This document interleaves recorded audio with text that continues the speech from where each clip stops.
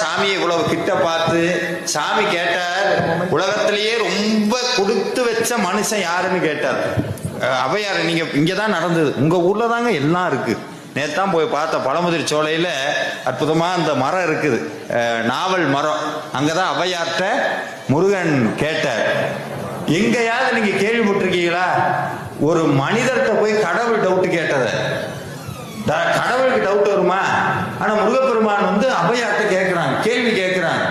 அப்ப அவையார் எனக்கு ஒரு விஷயம் புரியல. அப்ப அவையாரை பத்தி படிக்கும் போதுதான் தெரிஞ்சது, அவையார் ரொம்ப உள்ளதுலயே மிகப்பெரிய அறிவாளி அவையார் தான். சாமியே வந்தாலும் சாமி கிட்ட இவங்க கேட்க மாட்டாங்க, சாமி தான் அவங்க கிட்ட கேட்கணும். அவையார்கிட்ட கேட்கிறாரு முருகனை, அரிது அரிதுன்னா கேட்கிறாரு. எல்லா கேள்வி சொல்றாரு.